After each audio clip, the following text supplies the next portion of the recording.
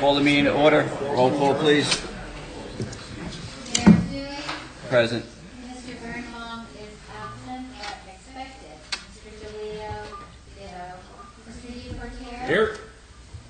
Mr. Schmidt. Here. Mrs. Wade. Here. And Mr. Youngblood. Here.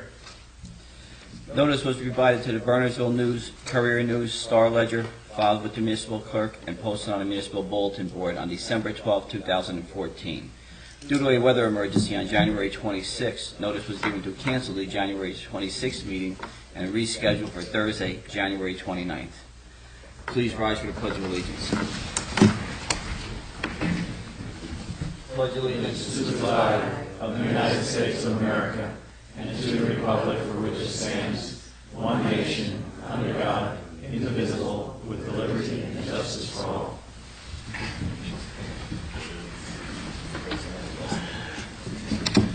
All right, this evening, our meeting, we host a joint session with the Planning Board and Board of Adjustment.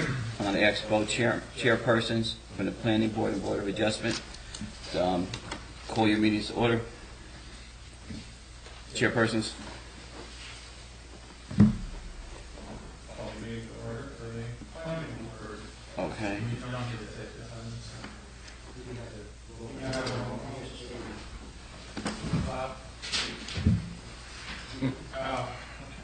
Item the notice of this meeting is provided by including saying the annual notice copies of which were posted on the municipal bulletin board on the main floor of the municipal building, faxed and heard the news occurred in solid with the municipal clerk, and emailed to the webmaster on January 9, 2015. The intention of the planning board not to continue any matter past 11 p.m. The regular special meeting of the board unless a motion is passed by the members of the board. Extend the meeting to a later specified cutoff time. Essentially, unless the opening of each meeting. In addition, the board does not intend to begin a new hearing after 10:15 p.m. or begin testimony of the new witness after 10:30 p.m.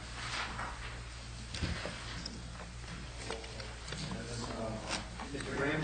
Here. Mr. Seymour? Here. Mr. DePorter? Here. Ms. Thompson? Here. Ms. Pollock?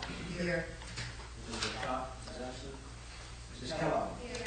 Mr. Wade is absent. And Ms. Gardner is absent. Board of Adjustment chairperson. Yes, call the meeting to order. I don't have many words, but there's a sense of the word. Roll call, Mr. Greenbaum, Mr. Avery, Mr. English, Mr. DeLeo, Mr. Del Russo, Mr. Saliard, Ms. Kramer, Here. Mr. Harden, Mr. Trainer. All right, we received correspondence from the Board of Adjustment with some concerns, and Planning Board, if either would like to share any comments or concerns with the council, or if the council has any statements for either board, please feel free to do so at this moment.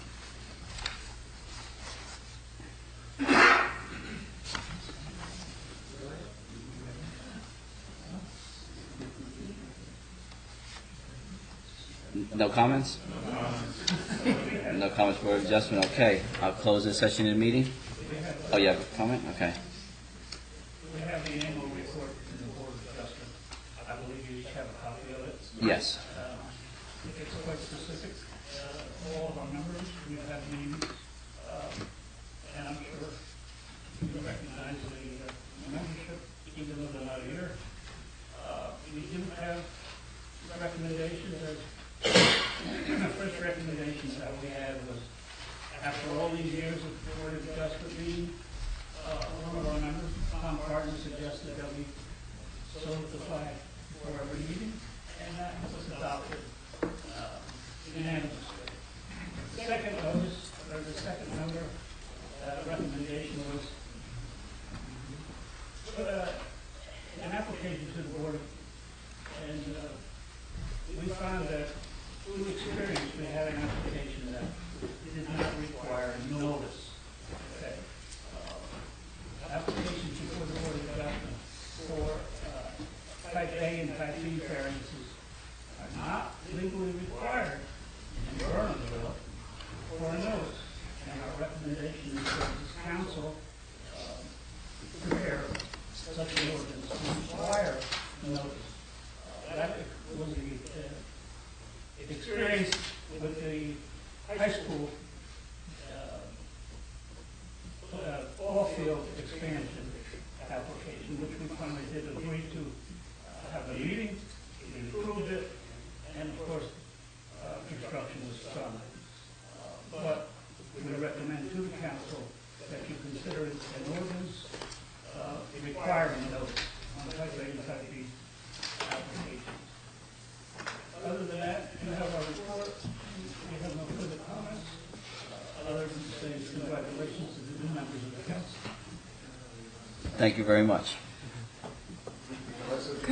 Could you just explain to me the difference between A, B, C, and D? Well, a D variance requires... Can you do it shortly? A D variance is a use variance, Okay. where your borough ordinances either prohibit or don't allow certain types of activity for construction or expansion. And it takes a majority of 5 affirmative votes to approve a D variance, which is a use variance. Whereas the other variance are usually vote variance. Because certain areas of town require distance from the property line for construction additions. That would be A and B? That would be a C variance. C. So I'm just curious what the A and B are that don't require that application. Well, mostly it's an interpretation. We don't experience an awful lot of it. Okay. And in this case was the objectives to the high school ball field expansion. The application came through, and because there was no notice required, we had to meet with very little information. And that put everybody at a disadvantage. So we recommended that you adopt an ordinance for the borough to require notice regardless of what type of variance it is. And it sounded like from your letter or submission that most of the other municipalities have that requirement? I'm sorry, I didn't understand. Most other towns in New Jersey? No, matter of fact, most towns don't require it. Oh, okay. It's not required in the state. I know it was said it was not required in the state. I was just curious as to how many. But we've had very little experience in all the years that I've been on the board. I think this is the first time we've ever had this type of an application. Okay. No, it sounds like it would be. I was just curious. At any time of application, have notice. Right. If that enables you to be better informed, Right. it would make sense. I was just sort of Yeah. needed some background information. Okay, any other comments by council or any members of the boards Should we draft up an ordinance for this? And vote? this evening? I think we'll put the orders together. We'll Put it together, Yeah, so we'll we put can it together, okay. Simple word, but I'll Yeah. the next meeting. So this was here. All right, very good. No further I comments? think for your discussion, you should have a summary, 1 sentence or 2, as to what the types are. I don't think you got your answers to what A or B is. Yeah, and A is an appeal from an administrative officer, so if Michael makes a decision, the property owner has the opportunity to appeal that decision to the Board of Adjustment. B is an interpretation. Interpretation, okay. So could you put that back up with the, could you, when you put together the, just have some background information, send it to us? I'll include those 2 sections. Perfect, thank you. Thank you. All right, any further from anyone? All right, I'll move on with the meeting.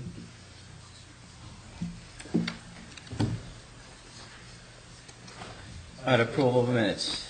December 22nd, 2014, January 5th, 2015, January 12th, 2015. Motion to move by Mr. DePorter. Second. Second by Mr. Schmidt. All in favor? Aye. Opposed?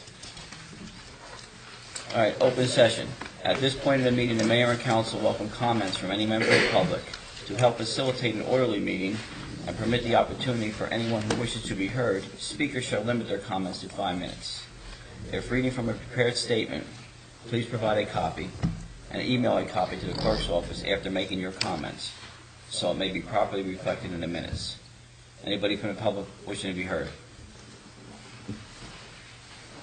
Yes. While we have the matter of discussion underway, I appreciated it. We could request Chief Valentine to study and figure out how to optimize, after the repairs, to study and figure out how to optimize the traffic at that intersection. I know the lights have been changed, but there's an excessive amount of backups at that intersection, all the way back, and sometimes almost to Hill Road. At certain short intervals during the day. And that light can be controlled manually. And they just being set an officer there at certain times of the day and have to control the lights. Right now, it's extremely inefficient. We've done, the left-hand turn lane part of it, but I'd like to see something done to relieve that traffic, excessive traffic jam. Also, the same issue, I believe it's a safety hazard, and I don't care about that because emergency staff cannot get through that intersection in time to respond to the fires, volunteer fires, et cetera, during those periods of time when that backup is so expensive. So, what are the, how does it involve in traffic? Working with DOT, and one issue is that it has a signal cycle where all the lights go red when there's a pedestrian crossing, which is not necessary. It's not. You change that in Princeton, you can actually do one at a time, and it actually helps the flow. And I've spoken to the traffic engineer at DOT to be able to get into We also have microwave sensors there. I don't know why the cycles, I don't don't know help. what the answer is, I just know that it's there, it's excessive. But I think the first thing that should be done is to modify the pedestrian actuation and see how that does before we go any further. Yeah, I just request that, and Definitely. an affirmation, I know that that is. Well, we did it. And we're very, for now, and then anticipate. Yes. Key, Really bad. key times. It could be related to that. But we'll have it looked into further with a study. Thank you. Anyone else from the public wishing to be heard? Well, I had a suggestion that I made years ago, but was never acted upon, but during the bridge closing between here and Far Hills, traffic was for Route 202 was diverted to 287 going south. And I recommended that somewhere along the line, the state of New Jersey should reroute 202 on 287, just as 206 and 202 are the same road. But it would eliminate an awful lot of traffic coming through town. And as I said, I recommended that some years ago, but it was never acted upon. And I offer it to you now for your consideration. And we'll put that as part of, we'll look at that as part of the study. Anyone else from the public? Seeing none, I'll close the open session. We'll move to ordinances. I'm going to open a public hearing on ordinance 15-1677 and ordinance repealing ordinance 14-1668, which designated the entire length of Hill Hill Road and a portion of Meeker Road as truck routes, and supplemented and amended Chapter 7 of the Borough Code entitled Traffic. Anybody from the public have any comments or wishing to be heard on this matter? Council members? I just have one question. On the copies that we were sent, it had Monday date. Do they all have to be redone? The originals have all Okay. been changed. We just didn't. That's fine. I just wanted to make sure that, The agenda out again today on Dropbox, but, okay, I just happened to look at them and wanted to make sure that the originals were changed. Okay.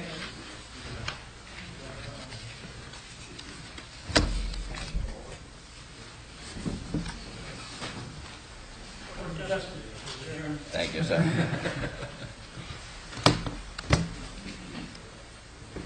I'm going to close the public hearing. Motion to pass on final reading and adopt as published. Council member to move. I'll move. Moved by Mr. Deportaire. Seconded by Mr. DeLeo. Roll call vote, please. Mr. Birnbaum? Yes. Mr. DeLeo? Yes. Mr. Deportaire? Yes. Mr. Schmidt? Yes. Mrs. Wade? Yes. Mr. Youngblood? Yes.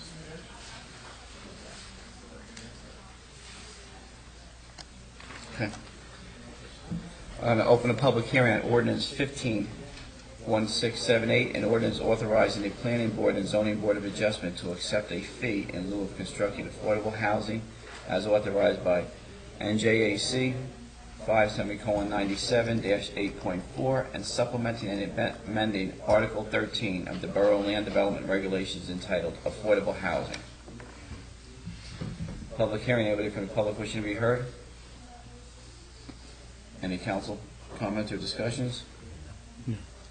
I just wonder whether, and I understand that all of the, COA stuff is still sitting, in La La Land.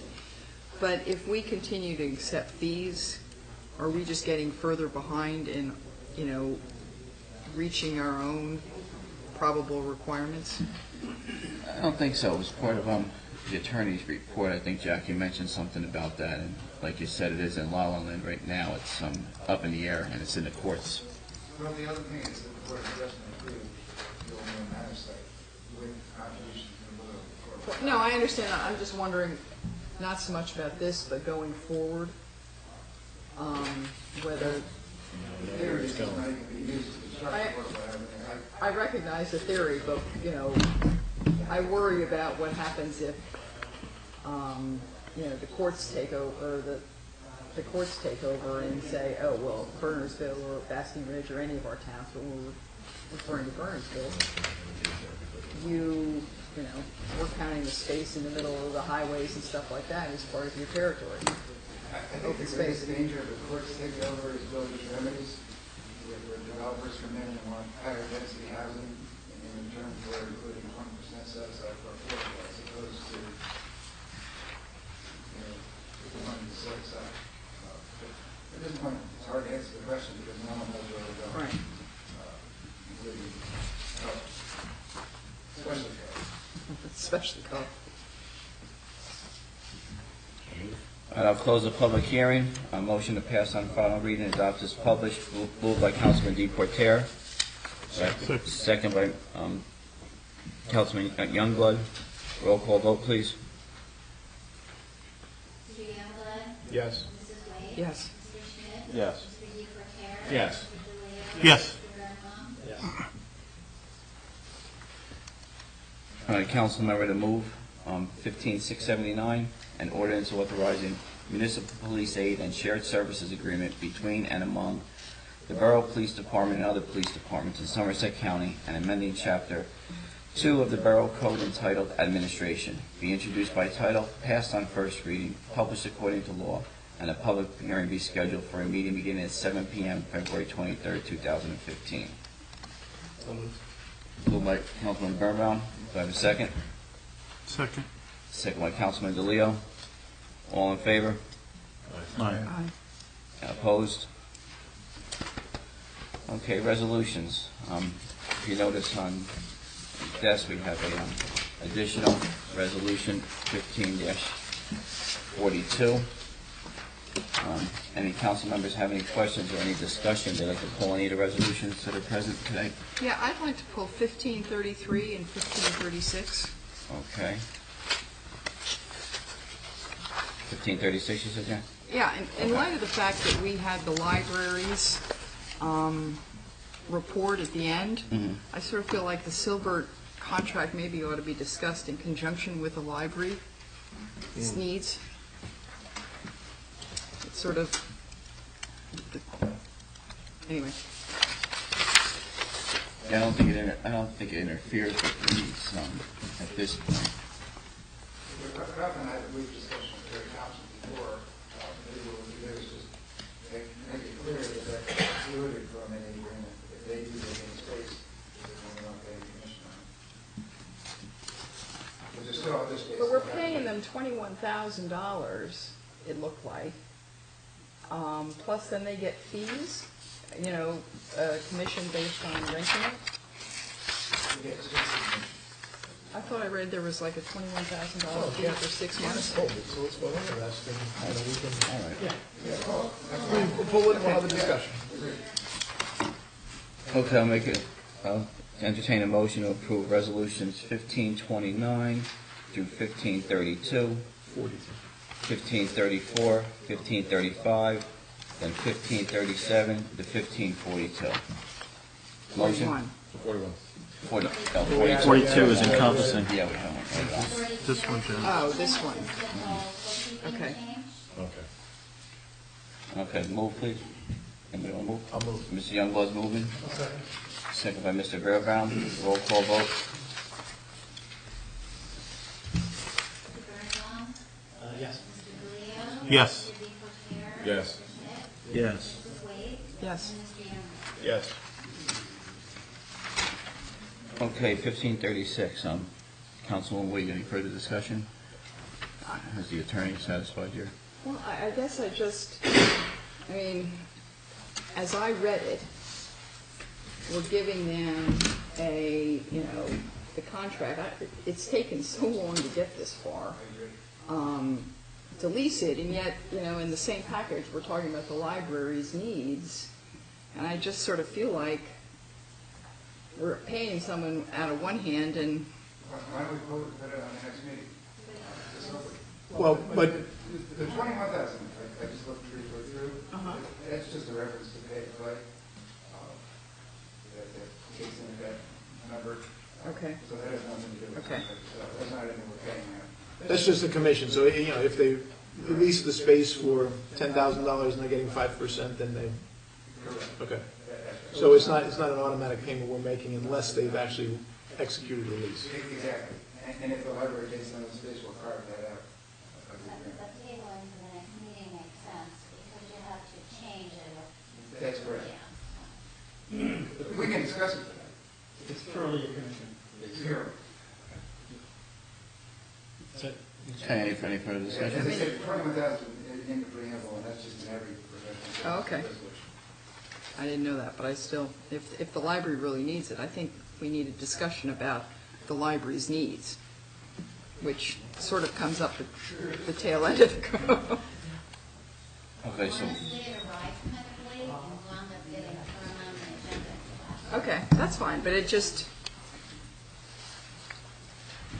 okay, so are we in favor of tabling this till next meeting? Sure, you need a motion? Or you Sent by- Move the table by Mr. DePorter. is that a problem with Silbert if we table it? No. Okay. Second? Second. That was Mr. DePorter? Yes. Seconded by Mr. Youngblood. Do I need a roll call on this, or just all in favor? All in favor? Aye. Opposed? The ayes have it. Okay, 1533. I mean, my question is, it's no commentary on Al Schaffler, he's been on rec, but he hasn't been here for many of the last 3 years. And I thought we were not putting him on a second term because of his attendance, so I'm just curious as to why. I did try and send you an email, He but it was called, bounced back. he asked for an opportunity to serve again, a second chance. I spoke to him, I'm comfortable with him. He seems to be doing a lot of work on his own also, that he indicated to me. So I agreed to recommend him again for recreation. I'm sure his attendance is going to be much better this year, and his participation will be greater.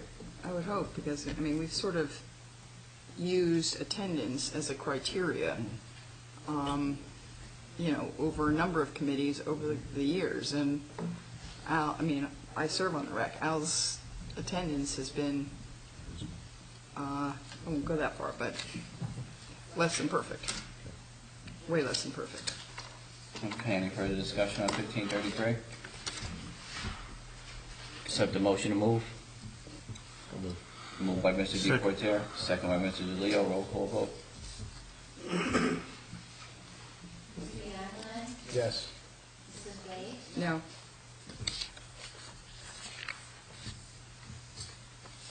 Mr. Schmidt? No. Yes. Mr. DeLeo? Yes. Mr. Birnbaum? Yes. All right, report of the municipal attorney. Do you have any comments or questions from any council members on the report of the attorney? If none, I'll move the council committee reports. Public safety? We have not had a meeting. Obviously, our police department has been busy with Mount Airy Road. We were also prepared to open the shelter, should it be needed, on Monday night through Tuesday, Wednesday. Fortunately, none of us had to go sit at the library. So other than that, not much is happening. All right, finance and personnel? We had a meeting last night to review outstanding items and talk about the upcoming budget, and we're beginning to work along with our administrator very carefully on that, and talked about having different departments come to us to talk about outstanding needs and of high priority and why, so that we have a full hearing from the department heads as we do the budget process this year. Okay, thank you very much. Engineering, technology, and public works. Okay, we had, since the beginning of the year, we had one meeting, which was a pretty extensive meeting, 3 hours. It basically was just a kind of summary to get everybody up to speed, because we have 2 new members on the committee. So it was an overview, right, Mr. McDowell and myself, to get everybody up to speed. But we did also, so we kind of broke it down into roads, the borough complex, buildings and grounds outside of the complex, town appearance, the train station, recreation facilities, and then some technology. So we got everybody up to speed, and we'll start having 2 meetings per month starting soon, next week. Okay? One of the items that came up last night is some of the items for roads this year, because we're working on some bonding and long-term planning for that. Okay. So we need reports as soon as we can on Okay. On your plan going forward. So what we had, so we did extensively talk about roads, of course. So we talked about what was completed last year and what's left over to complete this year. Most of the first phase of the construction of the roads from the initial bonding was just mill and pavings, and they were done in the fall of last year. Turned out to be 1, 2, 3, 4, 6, 7, not 9 roads, and they were completed. And now we're moving forward with about another 7 or 8 roads this year once the spring breaks. Most of them, the engineering has been completed, and they'll go out to bonding sometime in February, probably February, March, most of them. There's different time frames depending on the road. There's 1 or 2 roads that need some finalized engineering. But it should be completed this year, the first phase. Now, the second part of this is to see what's the next round of roads. And, of course, there'll be a mix of drainage, mill and paving, some sidewalks if necessary, depending on the location of the sidewalk. And we'll discuss that in detail in the next couple of weeks. Very good. We had another request for procedure for snow ice treatment for roads and parking lots. Did you put that on, Mike? Or? Someone asked about what's the procedure, and I wasn't fully aware of it. I don't think it's ever changed. I think the police usually get notified, and then it goes to Public Works. Maybe you can help us out on this so everybody knows. For those incidents that happen when we, the road department, aren't here, exactly as you described, the police are here patrolling. They determine when the roads are slick enough to call out to the road department. Streets and Roads manager Rob Haynes is called, and then the guys are called. Response varies. We've got some guys that are an hour away. We've got some guys that are 5 minutes away. I think that I sent all of you just an example of the type of notification that we get. The chief gets it through up to Somerset County OEM. I get it through the Somerset County Public Works Department, and it's a weather report. And we can only be as good as this weather report is. You know how the weather reports have been the last few days. They give percentages on the bottom and everything, huh? else, you know, so you kind of can, This report is actually pretty accurate. If you'd like, I continue to send it out to mayor and council, particularly handy with these weekend events because we aren't here. Very challenging storm event a couple weeks ago with freezing rain that was not predicted by anyone. It was supposed to be a rain event. Some of you woke up, probably stepped on your driveway and got a surprise, as we did. And as a result, our response wasn't quite as good because we didn't know about it. Guys don't have their lunches ready, aren't ready to hop in their cars and get right out the door, but we did respond to that. Put a lot of rock salt down. The procedure is just like you described. Normally, if we're here, we'll make the call. If we know that an event's coming, the guys that are farther away will often just drive in on their own so that they're here, so that they don't run into delays getting to Burnsville. John, is there any way you can, so Robert's the one that really calls out our workers to come in. Is there any way that I can be notified, as somebody from Public Works, or the mayor can be notified when somebody's been called and they're coming or whatever? Just so, because I got a lot of phone calls from people like, this is a mess, when, you know. And I had nothing to say to them. Yes, because my apologies, I didn't get your message until later in the day. I picked up the phone, spoke to Rob to make sure that we were called in, and set my work phone aside, and I didn't get your message until much later in the day. In that event, people shouldn't have been out, period. Freezing rain, 1/10 of an inch of ice, no one should be out. It should just be emergency vehicles and road department people. So in that particular event, there really wasn't a whole lot. We had vehicles spinning, trying to get salt out. Yeah, I had to go across town to the chapel. I was like, oh my God. Why wouldn't we have used the police smart 911 or reverse 911 system on that? I mean, because like I was out at 7 o'clock with my dog and it was fine. It was okay, a half hour later. I went to church and it was like, whoa! Right. Yes, around the time. That's something we can talk to Kevin about. That's not a bad idea. Those true emergency situations like that. Which I would have called, I mean, that was clearly dangerous. The other thing too, what they were saying on the news, it's warming, it's going to warm up, but it didn't warm up here until almost 11 o'clock. So that was the other problem, so the ice was down until the guys got out. It was down for a while. The Weather Channel, because I was looking at the Weather Channel, I wanted to go out sooner. They said don't go out until 11:30, I waited until 11:30, and it was okay. Yeah, once it got over like I was 37 Mount Airy. degrees. I'm sorry. I was Mount Airy with the whole situation up through there, with the construction. Okay. The county, the construction really hasn't gotten really involved yet. The county is still responsible, the county's responsible for the non-work zone. Most of it is really non-work zone right now. It will be interesting when the contractors will be involved. The contractor's responsible for his work areas and keeping them clear. The county is responsible for non-work areas, or non-work zone, even within the closed zone between Prospect and Oakley. John, what's the policy for downtown? For example, all that snow is now sitting in the parking places, and how do we clear that, and when do we clear that? Do we clear that, or is that the state's job? We clear it. We have someone in the bigger storms. It's a difficult situation because we're kind of like a homeowner. You need to wait until we come by to really start worrying about the end of your driveway. We're at the mercy as a state with their tandems to come down 2-3 abreast and throw all the snow. They don't come around. And there's very travel lanes.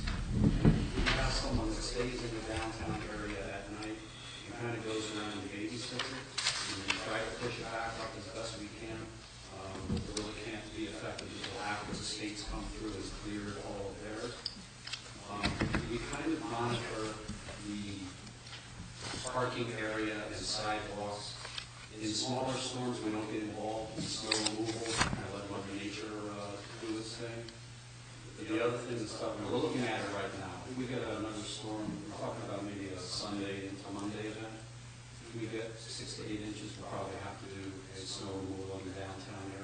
So it really depends on the volume of the It snow. really depends on how much snow is there. We like to let Mother Nature, melt it down as best we can and knock it into snow removal just because of the cost of the overtime and all that stuff.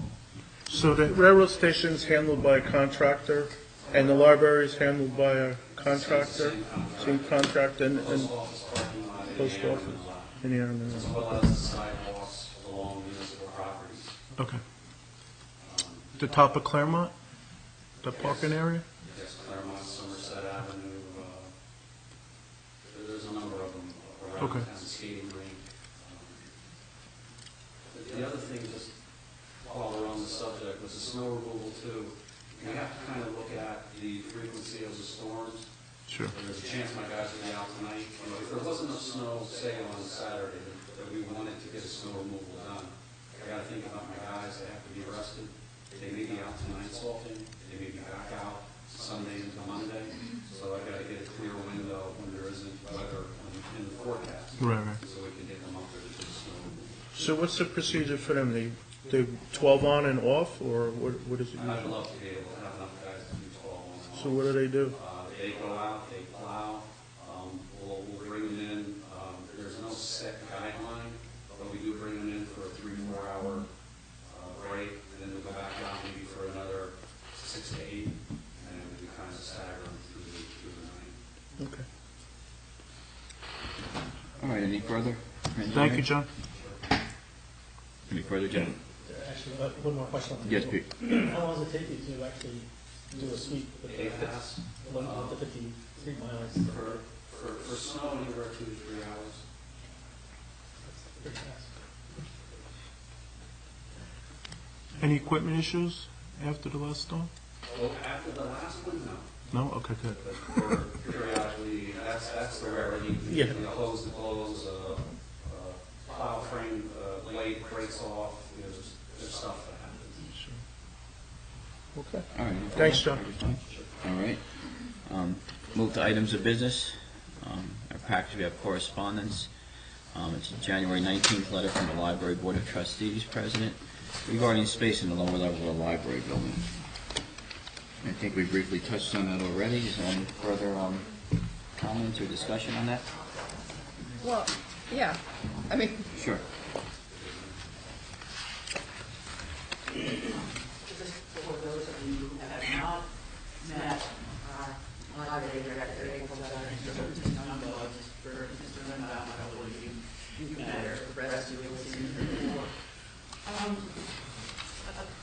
We've been talking, since before April's time, about, the library has now been open very close to 20 years. And there have from the outset been some issues that we have been trying to figure out how to resolve. Basically, the biggest one is an open plan library with little ones running around and lots of noise has never been something that our patrons have been terribly happy about. The original plan for the library was that the children's areas could be on the lower floor, but then because we needed to that space needed to be rented to help pay off bonds and other costs, that never happened. April has elaborated on some sketch plans that would allow us to do that, to create an enclosed and much wider children's area in our existing space. But at the same time, other needs of the library have changed. We need more small meeting rooms, study areas. You need more meeting rooms, and then if we can, come up with a couple more of those in our existing space, that would be great, because I don't know where you're going to put any more into this building.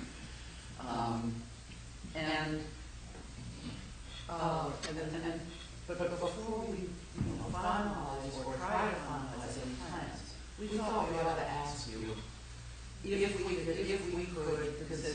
could consider giving us some of the downstairs space, we could move a department or a piece of library operations down there and free up some more space on our second floor. But that's what our letter is about. How many actual units are down the doctors in one. How many are available, or? I think there are at least two. There's two that are available. Okay, and two occupied, are the total of four? Well, I think it's total. Okay. And the two that are, There's three that are, people are in, right, two doctors, Quest, the doctor's office, and then, she's in physical therapy person. And what size space are you actually looking at? well, There were two in Request. the letter, one was 3,000 square feet, Uh-huh. and the other one was what, Yes. 1,000 something. Okay. So now what would be ideal for you? The big one. All right. the big one, because the other thing is, that is a constant, is storage space. At the moment, we're sharing the cost of renting a storage unit with the Friends of the library, because we had been storing stuff up on the third floor of the Alcott building. And then the new fire inspector said, Find a second. get it out of there. And that was, and so that was at a time when there wasn't any real place to work through it, so we moved it into storage. And before the summer's over, when it's warmed up enough to go in there, we're going to try to, weed it down and get rid of it. But if we had a larger unit, there would be sort of, our children's programs consume a great deal of storage, because, there are these paper mache things that they make them, or that we have around for the next year and so on. Some of it gets thrown out, and some of it doesn't. And the children's programs are a very important part of what we do. Would that then still allow you to enclose the kids' area? Yes, and then we would keep it on the, if we moved something like a local district, which is a possibility, downstairs, it's not, it's staffed by volunteers, it's open 2 regular times a week, and then other times by appointment. It's changing the location of that would probably be less complicating to everything than moving another department, like technical services, or, something that needs to be in the daily flow. And so that would give us space on the main floor that would allow us to have another really good smallish meeting room, which is, and kids after school are studying in groups far more than they were certainly when I was a child. And we're trying to look for ways to make more of that kind of space available, because it's if you just stand inside the library door at 3 o'clock, you realize that we are offering enormous amounts of space for study and work groups. And from 3 to 6, there's no scratch. Well, there's also a lot of tutoring going on. And there's a lot of tutoring, that's also good. Yeah, oh, no, but that's a noise factor issue. But the carols and so on, but anyway. So we just thought we would ask you, as pleasant as we could, to get serious about whether we could have something. You want it permanently, though. It's not like, yes, Yeah. that's the intent. Because at first, everybody was thinking that it was just a phase thing. You take space while you're redoing an area, and then you go back, and then you keep some storage space. You want growth. We would want it to be permanent. I'm not clear on what you want to do down there. You want to use it for storage, or you want to move the local function?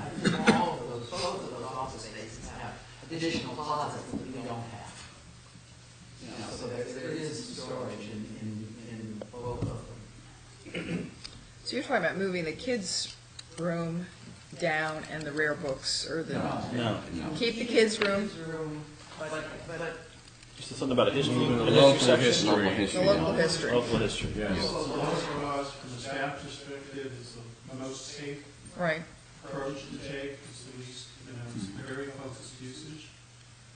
It's the obvious choice. I mean, as long as it's above water level, And that space could open up, that's there, could be used for, conference room or whatever else that you wanted to do. How much space does that consume right now? Because if, it doesn't look very big to me. It's on the side, right in the back. Yes, I think, yeah.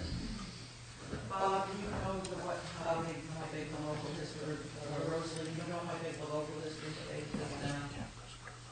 What? Yeah.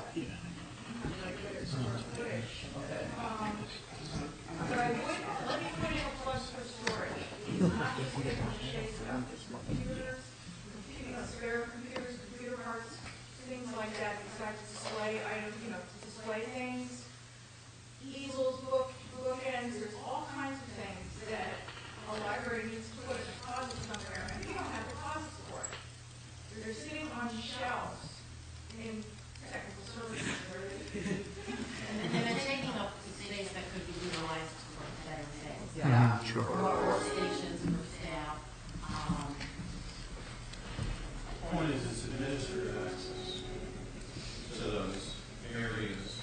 Even if it's multiple areas where you have the planned access to the local history, it's administrative access to those storage items. It's not generally open during all business hours to that area, so that helps.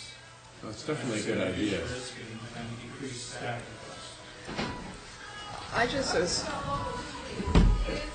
special zone that has humidifiers and things like that to protect the collection. So, Right. That their equipment. when you first started talking, I thought you were worried about the noise that occurs with the youth group. So I thought you were also talking about sort of following what Basking Ridge does and has that kids' room downstairs. What we have, what the designers have come up with, several of them, independently, is simply putting a doorway across what is now the fiction wing, moving the adult fiction to a different location, and allowing the fiction wing to be both children and young adults. With some separation between them, but with a door that will. Soundproof doors. Exactly. What would all, do you have any We'd love idea? to have you come and walk through. I think we're gonna have to. I think that'll be a good idea, Harold. Come do a walk through with us. Field trip. And let us, sort of show you before you make any decision. I'll work with Ralph.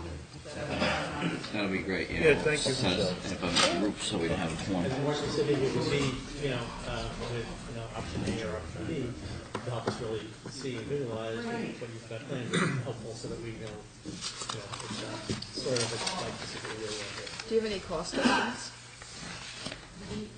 With the suggestions, did anyone sort of put a rough price tag on?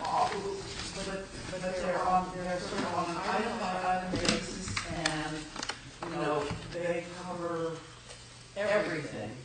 We also have, we hope we have there was some money left to the Friends at the time the build, or after the library was completed.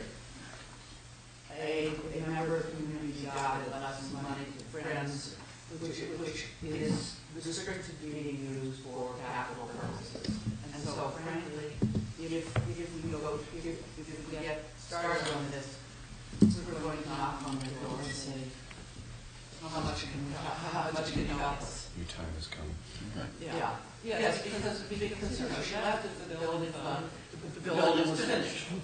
I mean, when she passed away, and then the friends went to court to get an order as to how the funds would be used thereafter, and it was very specific about, that can't be used for operations, has to be used for capital purposes. So there is something out there in their coffers. Yes. You tell them. I'll put on my hat, I'm treasurer of the Friends of the Birdsville Library. One reason, I want people to understand, one reason we bring this up to you now, the library was built 15 years ago. It was a 20-year lease. The town was going to rent the bottom out to generate income to pay bonds.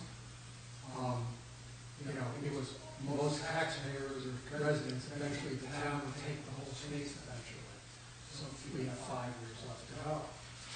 There's no stairwell, there's no elevator between floors. So we're going to spend a lot of money upstairs, and we're going to use some of the space downstairs. We happen to know for long-range planning, do we need to think about elevators or stairways or other things, or we don't.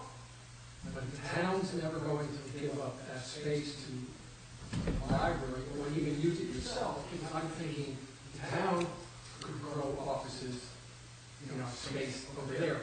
It's our building, it's the taxpayers' building, Some people in town question whether we should be in the real estate business. So, think about that, because we're at this point that we have to make a good decision how to spend the money. And so that's what I asked you guys to do. It's not an easy thing to come up with, but I asked you to think about it, come over, see the space, see the plan that April's done and Terry's worked on. And because the Friends understand we've got this pot of money that we need to spend eventually, and we were kind of saving it for whatever happens downstairs. Okay. I think a good first step would be to come and do a site visit, and we get a visual idea, and then we'll look at a cost factor and see, where we're at. We try to do that all, to the extent that we're here, do that all at once, so you don't have to do it 12 times, but, schedule a time and let's see. Yeah, we'll have to split up in groups, so only 3 at a time. That's right. Yeah. Or 3 or 4. 3, yeah. Otherwise, we just have to bring a newspaper. Well, and of course, there will probably be papers in the library here, when you do come. But we did 2 groups, we'll give out dates. Okay. See what works for you guys. Sounds good. Well, thank you for your Thank you. volunteers and work. Thank you. Thank you. Thank you. Thank you very much. All right. It's not really correspondence, but as long as you, I just wanted to mention briefly, I had occasion to meet with Mike Kerwin from the Somerset County Business Partnership yesterday on other business. And he's definitely interested in coming in and talking to us about potential involvement with the business partnership. So I told him I'd run up the ladder, see what our thoughts were, and if we want to have him in a month or so. Yeah, and I spoke with Billy earlier, and I had also spoke with Mike previously, and he did express interest, so he wants to come in and tell us about the business partnership and the benefits it brings to Somerset County and our local communities. So I think we should schedule sometime in part of February or March. See how his schedule. And Kevin's suggestion was, after we get to the Meet the Mayors on the 11th, sometime end of, I don't know, maybe the second meeting in February, or he said, Sure. Put him on the schedule, he'll be here. So before the meeting, the mayor? After the meeting. After. Yeah, this meeting is February 11th, so possibly our last meeting in February or early March. Okay. Did we hear anything further from the Association of Churches about the forming a community garden over at the Dunster Squib? They're in touch. We have an employee that manages the community gardening for us. The borough pays the employee, I believe it's a minimal amount, like $100 a year, Ralph. Yes. So they're working with that person right now, and she basically manages the community garden. The community garden's already established. Mm-hmm. So they've been in correspondence with one another. Okay. further? All right. I'll entertain a second open session. Anyone from the public wishing to be heard? If I see none, I'll close the open session. All right. Expert council member to move to adjourn to executive session. In executive session, we'll discuss contracts negotiations, Claremont Field encroachments, contract negotiations, and train station sublease. Do I have a motion? Moved by Mr. DePorter, second by Mr. Beerbrown. All in favor? Go. All in favor? Aye. Yes. Opposed? Thank you all for coming. Thank you. Thank you.